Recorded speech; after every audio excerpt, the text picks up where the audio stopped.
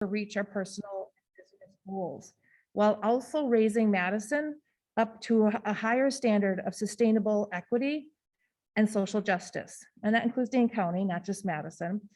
In his speech, Clyde talked about being young, and his saving grace was people seeing that he had something, and he was trying to maneuver through this city and find his way. Starting off this year of 2022 in Madison and Dane County, as members of Dane by Local, we can all strive to be like Clyde, to see it through and make it happen. It is my honor to introduce you all to, as he said before, CEO and Artistic Director of the House Inc., an urban arts initiative, and the CEO of Events by Mayberry, Clyde Mayberry. Hello, thank you for that, Amy. I keep calling you Amy. I'm sorry, Megan.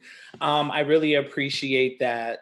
And you did a wonderful job. Like, now I have to top that introduction. But I'll try. I'll see what I can do. As Megan said, my name is Clyde Mayberry. I am the CEO and Artistic Director of the House Inc., an urban arts initiative. And I'm also the CEO of Events by Mayberry. I just want to give you guys a little bit of background about who I am, so that you guys can, like, I guess, maneuver through this presentation knowing a little bit more about me. I was born in Houston, Texas. How did we get here in cold Wisconsin? I guess I have to blame my parents for that. My mom brought us here. Well, my mom and my father brought us here. See it just a safer community to raise two young African-American boys. And so Madison ended up being our home. I can say our family got here like a ton of other African-American families, like in this big migration in the 90s, what we called in our community as a meal ticket. That's what I remember hearing everyone say, like, Madison, Wisconsin is like giving homes and places and resources out. And so I guess we ended up here through that like move and wave of a lot of African American people moving to Dane County in the Madison area. I'm a teacher, I'm a creator, and I'm also a queer Black man. My experience in this community as a teenager, I would say, is what got me to where I am today. And I say that because I remember moving here from Houston, Texas. Of course, we lived on the south side of Houston, Texas, where, to be honest, we did not see Caucasian people.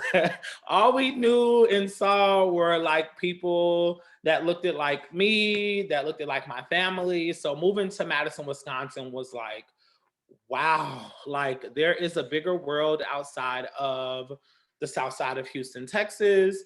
And I learned that word diversity. I remember when I was younger and just hearing that word and what that meant, and experiencing that in the Dane County area. So for me, it was like, hey, as a youth in this community, I am able to experience different people from different backgrounds. And so I can say that was super enjoyable. Like, it made me such a well-rounded person. And as a youth, I thought it was like the best thing ever. And I'll kind of come back to this when I say, like, as a kid, I thought that was the best thing ever growing up in Dane County and being able to experience that. What I did was, well, I was able to find a lot of peace, let me say that, in this diversity and in this town as a closeted queer Black boy. As you guys may know, or if you don't know, in our community, being a queer member is not the easiest, as it's probably not for other people in other communities, but in our community, it's difficult. And I can say that because I experienced that for myself. So that's what I can speak on. And so what was my saving grace at that time was sports. Of course, I had to like play sports because that's how we get away with covering up things when we're younger, is playing sports or something. And I enjoyed playing football as a youth. And but one of my favorite thing to do was arts. I remember going to school. For some reason, I loved going to school. For some reason, like as a kid, I would be so excited about school. Even when I was sick, I would still attend school. And my mom used to always brag about that. Like, he loves school. Like, he goes to school all the time. And one of my favorite subjects in school was art.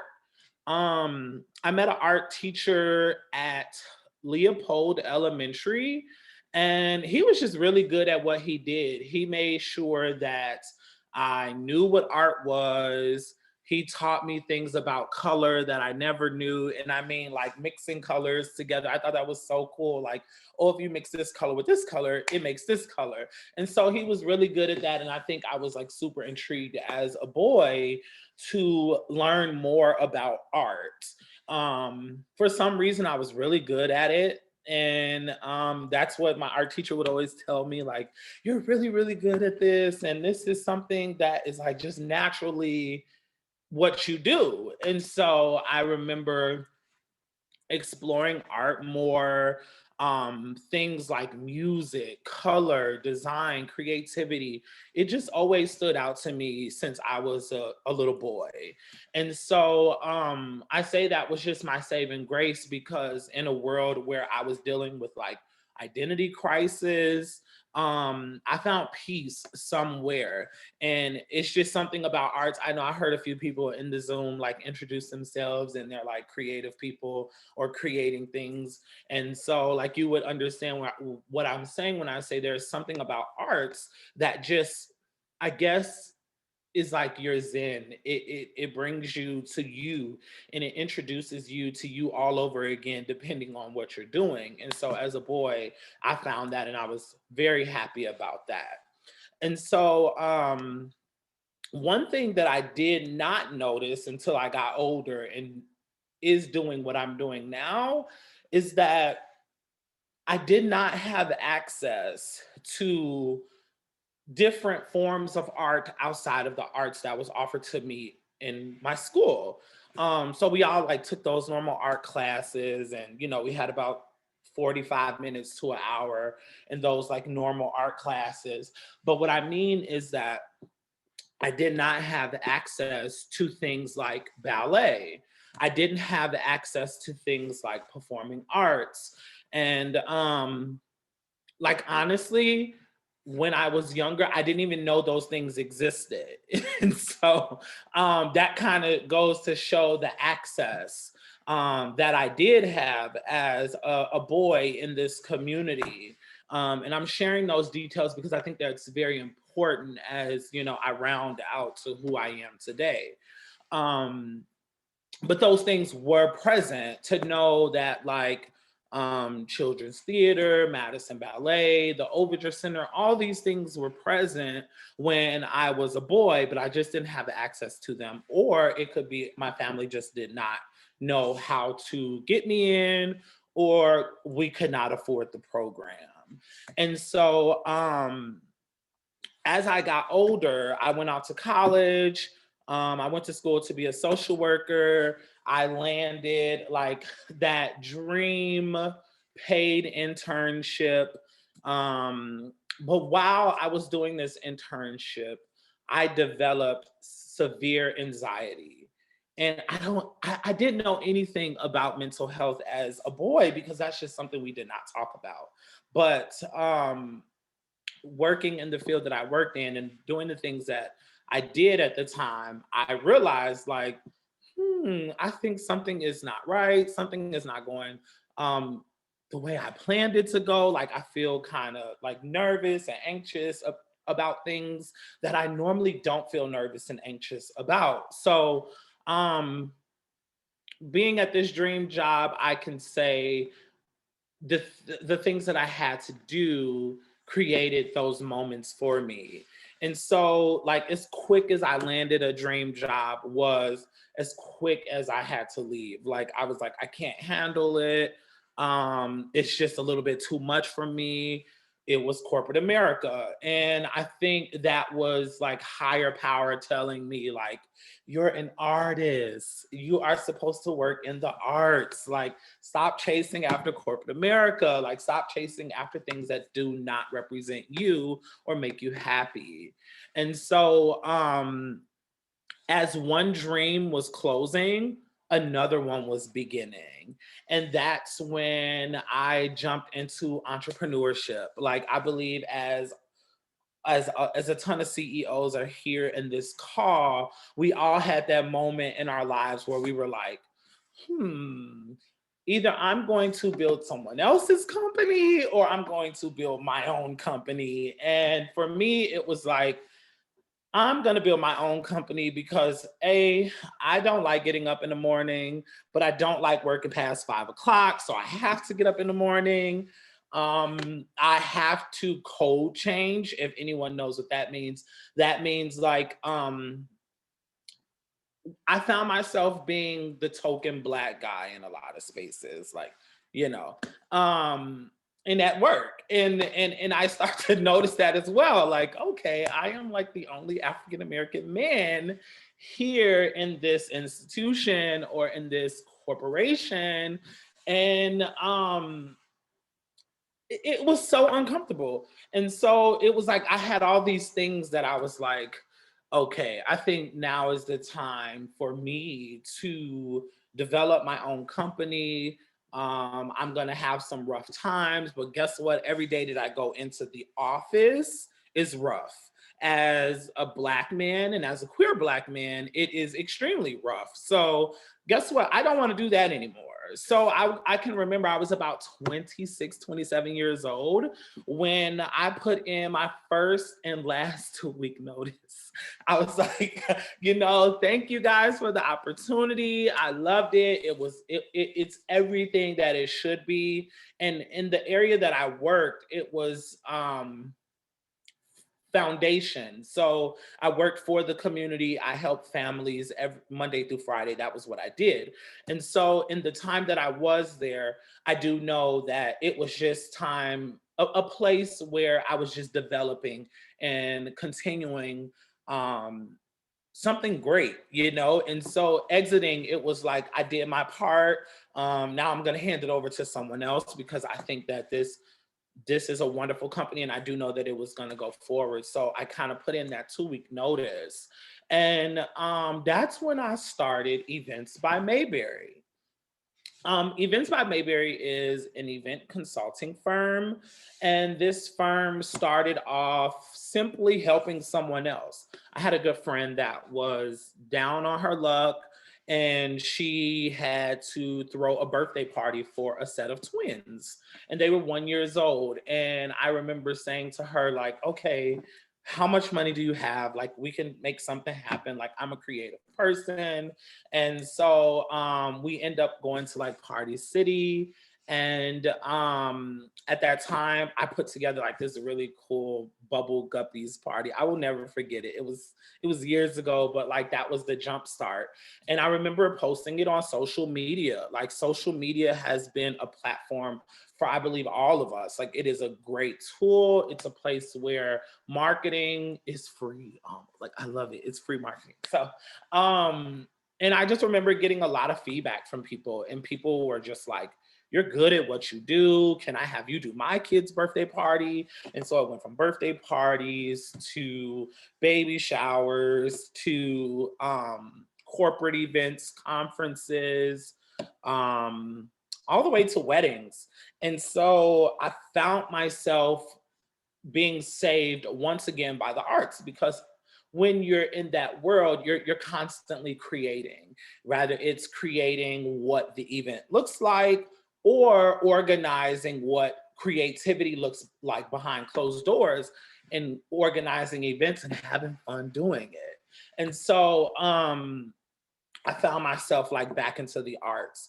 And then I was reminded again, like, you're also a dancer and you're a really good dancer. And so I connected with some of my old friends, and we actually connected because at the time there was a spike in our community with car thefts. And there is still a spike with car thefts. Hopefully no one here has ever had their car stolen, but there was this huge spike in car thefts in our community. And we were able to identify that it was a lot of Black and brown children involved. And I was just like, whoa, at 12 years old, I didn't even know a car key to a house key. Like, how is this happening? How are people stealing cars and how are they driving? Like, it was just like so mind-boggling to me. But that's what initiated the conversation with me and my friends to say, we have to get involved. We have to do something because A, these kids are doing things that they should not be doing.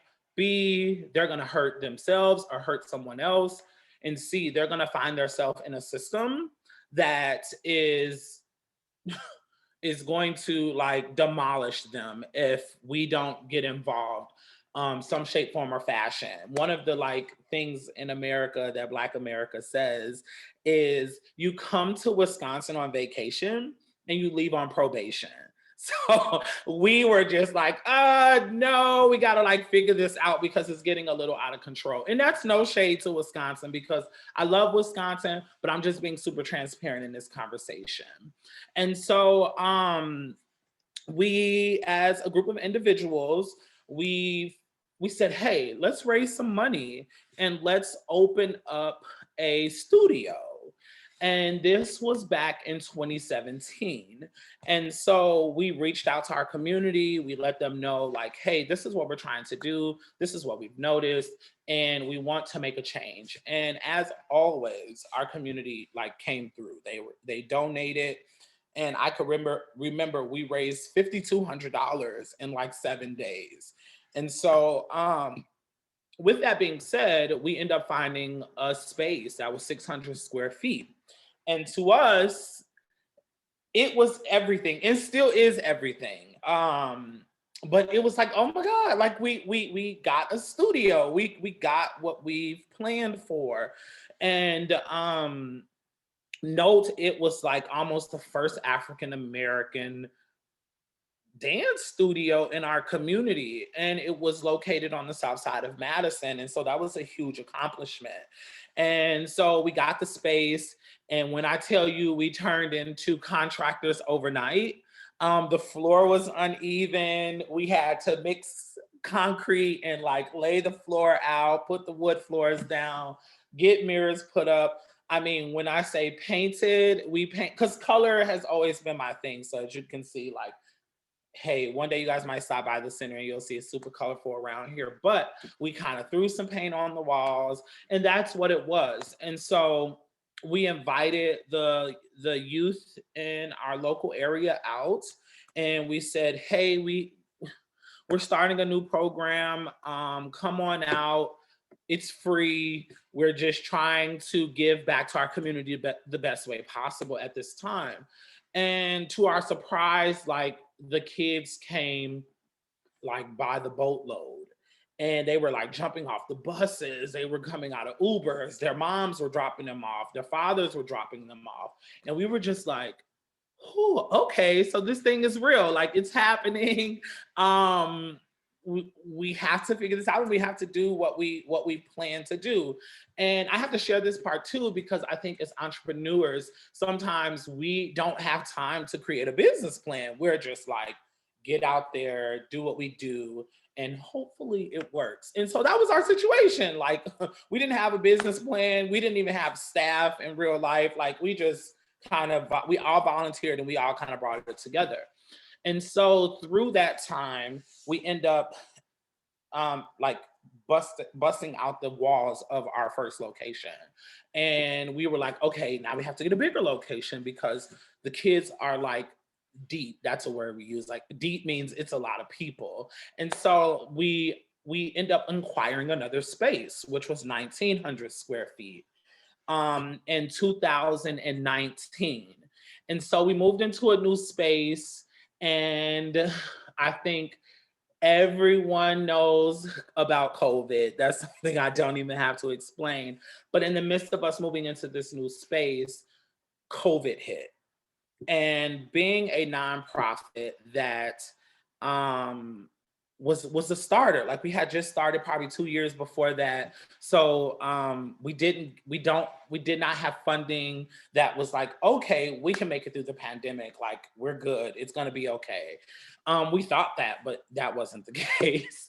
And so make a long story short, we end up falling behind on rent, and our landlord was just like, we're going to have to, close these doors because the rent is not being paid. And so I'm pretty sure some folks that might like ring a bell as local entrepreneurs, we all struggled at that time. Like it was one of the hardest times of my life, and it was a reality, but for some reason I couldn't throw in the towel. It's like, you've been through worse, you've made it out of this before, you've been evicted before as an individual, so like this isn't going to break you. And so we end up going to court, pleading with the judge and saying, like, this is not just a building. This is a refuge for a lot of children. Like our kids need this. Um, and for some reason, the judge did not. It didn't like hit him. Like he was just like, we're gonna grant the eviction. And that's just like, hey, Dane County kind of does those things sometimes. It wasn't the first time a hit for Black people in this community. And I have to say it that way because we were not shocked. We were not like, oh, the county is going to come through, or they're going to bring in resources, they're going to help us, which this is, Wisconsin is like the number one place for philanthropy. And so, we expected that, but we didn't get that. And we were not shocked about it. And so we were served the eviction, and we end up reaching out to some community members and leaders, and one being Wanda Smith. I don't know if you guys are familiar with her, but she also is a local business owner. She also owns an org herself. But she was like, heck no, those doors are not closing for those kids. You guys are doing a wonderful job over there. And she just shared it with her network. And she let everyone know, like, these guys are in trouble, and this is not something that we should allow to happen. And so at that moment, the community came together for the community. Like, we were served the eviction letter, like the little letter from the sheriff. The sheriff came out. He really didn't even want to hand us the letter because he knew who he was. And so he was like, here, I got to do it. I'm sorry. It's a part of work. And so we had like 24 hours. Like they were like, hey, we're going to come in. All your stuff better be gone, or we're going to take it out for you. And we were just like, oh my God, this community is really going to shut down an organization like that. And so from Wanda Smith post, it just reached the masses, and the news got involved. Like, I would say community members. Like we expected for higher ups to save us, but it was actually like community members, people that live right next door to us. Were like, how much do you guys need? We're going to fundraise and we're going to make this happen. And so GoFundMe's went up and all that good stuff. And in the midst of about 2 to 3 months, we raised $50,000. And so it was like, wow. Like in the moment where you give up physically, you stay in the fight spiritually. And that was the moment for us. It was like, oh my God, I'm so tired. I'm so exhausted. But spiritually, I have to stay in this fight for a reason. And I remember my partner saying, this is a part of growth. Like you have to go through this because you're going to win when you come out on the other side. And so that just kept me going. And so we won, and we were able to finish out our lease at that old location. And then we moved into this beauty here. And this beauty here is 3,000 square feet. It has two main studios. So we've always been in one, and we end up moving into two main studios here. And so also we have an office, we have a lobby area, we have a reception desk. It's just a beautiful space.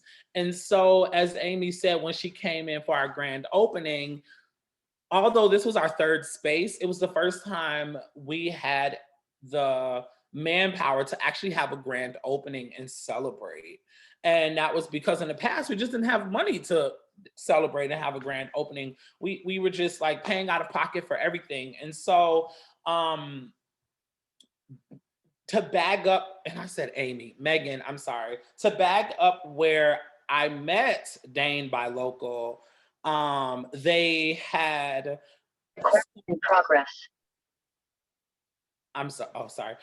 They had, of course, I think a lot of us was aware they were sending out awards and grants to local businesses to say, hey, keep going, utilize funds for what is going to help you get through the pandemic. And so we applied for these funds, and Colin like shot me an email one day, and he was like, we want to award you guys. We see the work that you guys are over there doing. And ever since then, and I hope no one gets mad about this, like Colin and Megan has been like so amazing to us. And I don't want to say it's favoritism. No, I don't want to say that. But somewhat, like they have just been great people to us. And so again, Megan attended our grand opening, and ever since then, she was just like, whatever you guys need. And Colin is like, I'm gonna connect you guys with every single body in the world. And it's been a beautiful experience with Dane by Local. And so that's how I met them, through just them helping other people. And so it got us here. In the midst of creating a performing arts company, you learn a lot. And what we were hoping for was just a place where we could say, oh, sorry, I was reading. Because I know we're on a time here, so I was just checking the chat to make sure I wasn't over my time. I apologize.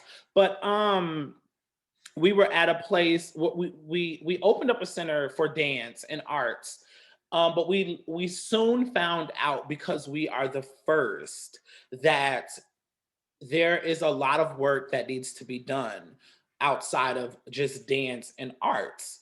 You can't create an artist that is suffering from injustice, that is suffering from living in underserved communities, that is suffering from not eating the day before, or doesn't know where their parents are, and they're raising their siblings on their own. We found that out really quick in the midst of this work. Like,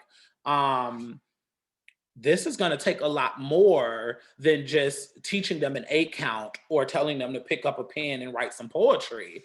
And so in the midst of that, we start asking questions like, why is it our community suffering so much? Like, why are we just here and everyone else is here? And so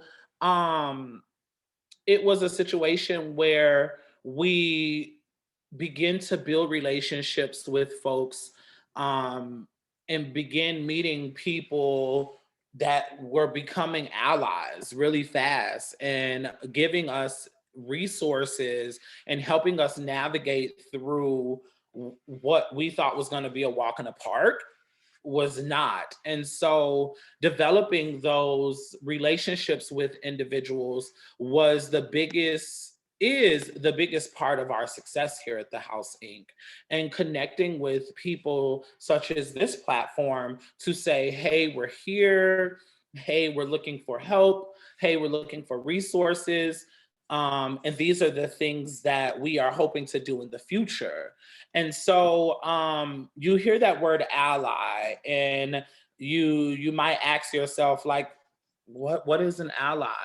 And so I just want to give you guys a few things that I've experienced with my allies and what they have done for us.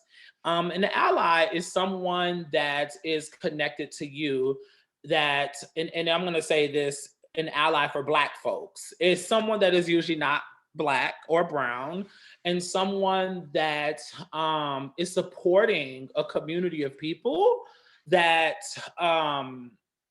needs their support in ways sometimes unimaginable. And so I found myself in a lot of places where folks, there were good people. And there were people that noticed that, hey, African-American kids do not have programs like this. They don't have representation. And so we have to make sure that you are successful so that that representation can continue. And so great people stepped in to assist in this project and continue to step in to make sure that we're always moving forward. And just some things that I've been able to help them with is like 5 tips. And I almost leave you guys with this as you guys grow in the new year and as you guys find yourself in places where you might say, hey, I can be an ally here. This is a place that I want to step into and be a support and be a voice. My first tip would be understanding and knowing your privilege. I think sometimes when we hear the word privilege, we're like, money. We think like money, power. Like, where is my privilege? Like, I am a citizen just like you, and I'm trying to survive here. But let me give you an example. So in America, there are 29 states that can legally fire you for being a queer person. And so as a straight cis individual, man or woman, that is something that you do not have to be concerned about as far as losing your job for being a queer person. And so you have a privilege to keep a job in 29 states just because you're straight, you're cis.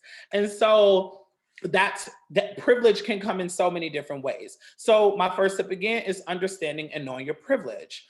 My second tip to being an ally would be listen and do your homework. So that sounds like 2 different things. Like, okay, I listen to a teacher or a lecturer or a professor to learn. And then I also got to go do my homework to learn even more. Yes, to be a successful ally, that is just a tip that I give. So listen to individuals like me if you want to be an ally in the Black community, the Black and brown community, because that's my experience. I've been there. I could tell you some things that you probably did not know because I've experienced them. And then also do your homework, because don't always think that it is that community's job to educate you. Do your homework, go to blogs, go read tweets, go to YouTube. There are so many great people out there in the world now that is sharing their experience and also teaching via internet.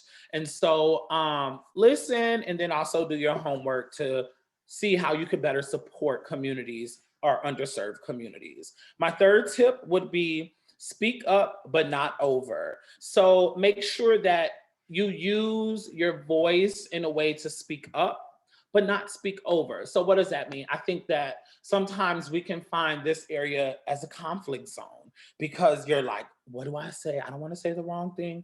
I do want to say the right thing, but I have to be very careful. And you're not wrong thinking that way, because I think that is very important that you show the community that you're supporting that I actually do care about what comes out of my mouth and what I say and how I say it.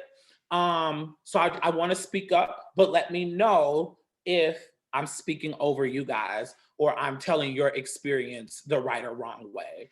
And so make sure that's something that you keep in mind. Speak up, but not speak over. The fourth thing I would say is realize you're going to make mistakes. Being an ally is a new world for a lot of us. And joining other communities sometimes is new for us. Like, we're not used to being a part of different communities because sometimes we're comfortable. And so know that you're going to make mistakes. And when you do make those mistakes, be prepared to be corrected and then redirect it. Like, be prepared for that. I think sometimes we don't want to offend people. And I think sometimes when we're like checked and like told to, stay in our lane, we're discouraged because we're like, I'm here, like I'm passionate about what I'm doing and I want to help, but I did something wrong, so I have to run. No, don't run. Just, ask questions and, and then sometimes ask like, what do I do next? So that this doesn't happen again. And my fifth tip for you all would be, remember that ally is a word, and anyone can claim to be an ally nowadays. Like, I think that we're in a changing America. So folks may put up a Black Lives Matter sign in their yard, and it's like, I'm an ally because I put this sign up, and it's like, oh, we need you to do a little bit more work. So make sure that if you're joining this parade and this community, that you put boots on the ground and you ensure that you're putting in some work. Silent work sometimes is the best work, like behind closed doors. Hey, I'm just here to do whatever you need me to do. And if that's take out the trash, clean up around the place, or just volunteer at the receptionist desk at the House Inc., that's what I'll do. Like, I just want to make sure I'm busy. And so I leave you guys with this. Make sure that in the midst of growing as entrepreneurs, developing what your community looks like as entrepreneurs and businesses, and becoming allies, because I really hope that all of you guys consider it. And if you are already an ally, thumbs up to you. Speak your truth, and speak your truth to power. We must commit ourselves to telling the truth so that we can create common ground, and know that it is our job, obligation, and duty, not only when it's difficult, but when it is especially difficult. We must speak our truth. So that's all that I have for you guys today. I want to say thank you all for listening, because I know I can talk a lot, but I know we're on time here. I do want to say thank you to Dane by Local for inviting me out to speak. And I hope that you guys were inspired. If you guys want to learn more about our organization, you can visit us at thehouseinc.org. Thank you. We appreciate that. Helping us with those tips of how we can be an ally to really make a difference in the community. And thank you for that information this morning. All right, so we just have a couple of announcements to make here before we wrap up. At 9:30 today, we will have our member orientation. It'll be on the same link here on Zoom, so you can just stay connected here if you would like to have a review of some of the benefits of being a member of Dean by Local. Also, tomorrow, we will have a new menu for Soups On. So if you haven't heard about this program, you can order soup online through our website, and then next week, Tuesday, drive through Feed Kitchen and pick your order up, keeping it nice and safe and supporting our local restaurants, particularly during the pandemic. Been very popular with the cold weather this week. We had big sales this last week. So we appreciate everyone's support on doing that. Our next breakfast will be March 8th here at Dane County Humane Society, Knockwood. So we are planning on that, and that's right before Pi Day. And so we were talking to Kaz earlier about that. We maybe have to work something out with Pi Day coming a few days after our breakfast. And then, as Jason also mentioned, his talk show, Let's Get Local, has opportunity for you as a business of Dane by Local to be interviewed. And I would strongly encourage you to do that if you haven't done so already. All right, with that, we're going to do a $25 drawing for a gift card, Dane by Local gift card. Lenica, can you help with that? Yep, go ahead. Come on over. She's got the winner's name in her hand. Yes, I do. And the winner is Becky Mulhern. Great, So congratulations. We'll send a electronic gift card over to you that you can spend at, I believe there's close to 70 businesses now that are signed up for that gift card program. So congratulations on that. So thank you for everyone for helping us put this together. Again, we'll be starting our new member orientation in about 9 minutes. Thanks, everyone. Take care.